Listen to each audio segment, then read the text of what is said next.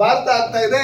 ಅದೇ ನಿಟ್ಟಿನಲ್ಲಿ ಕರ್ನಾಟಕದಲ್ಲೂ ಕಾಂಗ್ರೆಸ್ ಮುಕ್ತ ಕರ್ನಾಟಕ ಆಗೋದ್ರಲ್ಲಿ ಯಾವುದೇ ರೀತಿಯಾದಂಥ ಸಂಶಯ ಇಲ್ಲ ಅಂತ ಹೇಳಕ್ ಇಷ್ಟಪಡ್ತೀನಿ.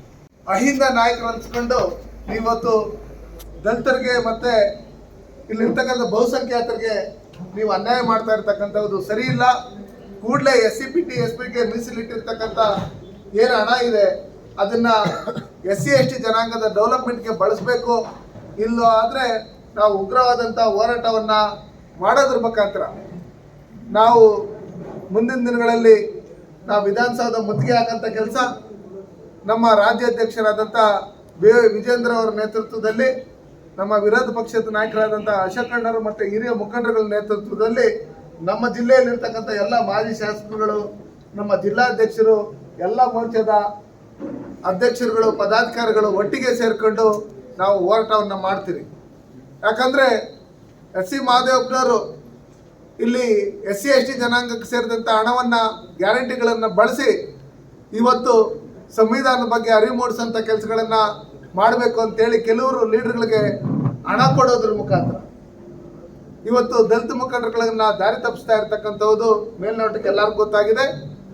ಅದರ ಜೊತೆಯಲ್ಲಿ ಏನು ಬಜೆಟ್ ಮುನ್ನ ದಲಿತ ಮುಖಂಡರುಗಳನ್ನ ಮೀಟಿಂಗ್ ಮಾಡಬೇಕು ಕರೆದು ಅಂತ ಹೇಳಿ ಕಾಂಗ್ರೆಸ್ ಮುಖಂಡರುಗಳನ್ನೆಲ್ಲ ಸೇರಿಸಿ ದಲಿತ ಮುಖಂಡರುಗಳನ್ನ ಕರೆದು ಅಲ್ಲಿ ಅವರು ಏನೇ ಅವರ ಅನಿಸಿಕೆಗಳನ್ನು ತಿಳಿಸೋಂಥ ಸಂದರ್ಭದಲ್ಲಿ ಅದನ್ನು ಕೇಳದೆ ಅವ್ರಿಗೆ ಅವಮಾನ ಮಾಡಿ ಕಳಿಸಿರ್ತಕ್ಕಂಥದ್ದು ಎಲ್ಲರಿಗೂ ಗೊತ್ತಿರ್ತಕ್ಕಂಥ ವಿಷಯ.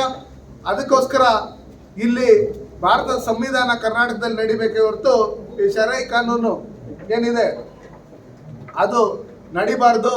ಅದಕ್ಕೋಸ್ಕರ ನಮ್ಮ SCPT SP SC ST ಜನಾಂಗಕ್ಕೆ ಸೇರಿರ್ತಕ್ಕಂಥ ಹಣವನ್ನು ನೀವೇನು ಎತ್ತಾ ಇದ್ದೀರಿ ಗ್ಯಾರಂಟಿಗಳಿಗೆ, ಬೇರೆ ಸಮುದಾಯಕ್ಕೆ ಸೇರಿರ್ತಕ್ಕಂಥದ್ದು, ಬೇರೆ ಇಲಾಖೆಗೆ ಸೇರಿರ್ತಕ್ಕಂಥ ಬೇಕಾದಷ್ಟು ಹಣ ಇರೋದ್ರಿಂದ ದಯವಿಟ್ಟು ಅದನ್ನೇ ಎತ್ತಿ ಬಳಸ್ಕೊಂಡು ನಮ್ಮಲ್ಲಿ ಏನು ಡಾಕ್ಟರ್ ಬಾಬಾ ಸಾಹೇಬ್ ಅಂಬೇಡ್ಕರ್ ಅವರು ನಮ್ಮ ತಿಮ್ಮರಾಯಪ್ಪನವರು ಎಲ್ಲ ಕರ್ನಾಟಕ ರಾಜ್ಯದಲ್ಲಿ ಏನು ಕಳೆದ ಬಾರಿ SCPT SP ಸೇರಿದಂಥ SC ST ಜನಾಂಗಕ್ಕೆ ಸೇರಿದಂಥ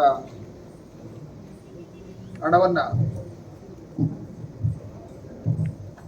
ಗ್ಯಾರಂಟಿಗಳು ಬಳಸ್ಕೊಂಡ್ರು.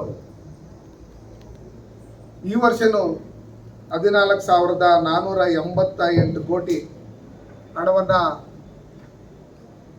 ಗ್ಯಾರಂಟಿಗೆ ಬಳಸೋಂಥ ಪ್ರಸ್ತಾವನೆ ಸಲ್ಲಿಸಿರ್ತಕ್ಕಂಥ ಸಮಾಜ ಕಲ್ಯಾಣ ಸಚಿವರಾದಂಥ SC ಮಹದೇವಪ್ಪನವರು ಮತ್ತು ಮುಖ್ಯಮಂತ್ರಿಗಳಾದಂಥ ಸಿದ್ದರಾಮಯ್ಯನವರು ತಗೊಳ್ತಾ ಇರ್ತಕ್ಕಂಥ ನಿರ್ಧಾರ ಸರಿ ಇಲ್ಲ.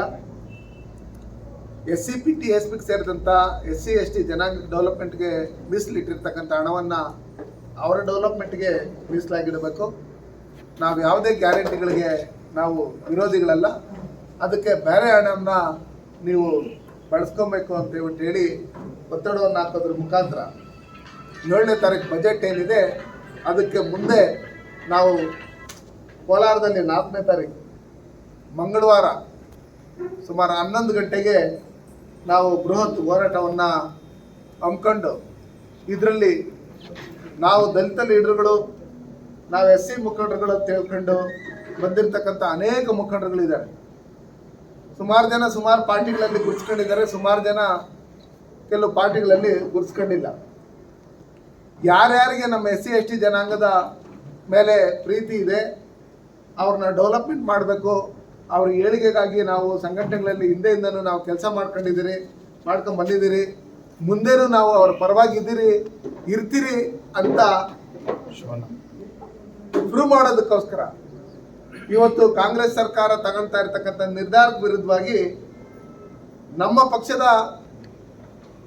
ಬ್ಯಾನರಲ್ಲಿ ಬಂದಿಲ್ಲ ಅಂದ್ರೂ ಪರವಾಗಿಲ್ಲ, ನಿಮ್ಮದೇ ಸಂಘಟನೆಯ ಬ್ಯಾನರಲ್ಲಿ ಹೋರಾಟ ಮಾಡೋದ್ರ ಮುಖಾಂತರ ದಲಿತರ ಪರವಾಗಿ ಇದ್ದೀರಿ ಅಂತ ಹೇಳಿ ನೀವೆಲ್ಲರೂ ನೋಡಿಸ್ಕೊಬೇಕು, ನೀವೆಲ್ಲ ಹೋರಾಟ ಮಾಡಬೇಕು ಅಂತ ಹೇಳಿ ನಾನು ಈ ಮೂಲಕ ನಮ್ಮ ಭಾರತೀಯ ಜನತಾ ಪಾರ್ಟಿ ವತಿಯಿಂದ ನಾವು ಒತ್ತಾಯ ಮಾಡ್ತಾ ಇದ್ದೀವಿ. ಇವತ್ತೇನು ಡಾಕ್ಟರ್ ಬಾಬಾ ಸಾಹೇಬ್ ಅಂಬೇಡ್ಕರ್ ಕೊಟ್ಟಿರ್ತಕ್ಕಂಥ ಸಂವಿಧಾನದ ಅಡಿಯಲ್ಲಿ ದೇಶದಲ್ಲಿ ಸಂವಿಧಾನ ಇದ್ದರೆ ಕರ್ನಾಟಕದಲ್ಲಿ ಬಾಬಾ ಸಾಹೇಬ್ ಅಂಬೇಡ್ಕರ್ ಕೊಟ್ಟಿರ್ತಕ್ಕಂಥ ಸಂವಿಧಾನ ಇಲ್ಲ.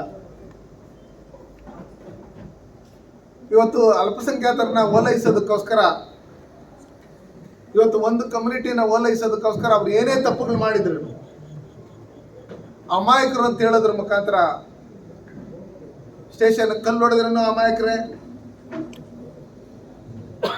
ಮಚ್ಚುಗಳೆತ್ಕೊಂಡು ರೋಡ್ಗಳಲ್ಲಿ ವೀಲಿಂಗ್ ಮಾಡಿ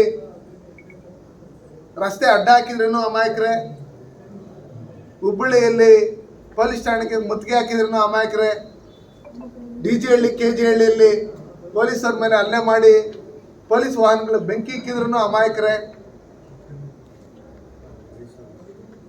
ಮೈಸೂರಲ್ಲಿ ಏನು ಪೊಲೀಸ್ ಅಧಿಕಾರಿಗಳಿಗೆ ಹೊಡೆದು ಮತ್ತೆ ಕಲ್ತೂರಿ ಆ DCP ಕಾರ್ನ ಜಖಂ ಮಾಡಿರ್ತಕ್ಕಂಥವ್ರು ಅಮಾಯಕರು, ಮತ್ತೆ ಚಿಕ್ಕ ವಯಸ್ಸವರು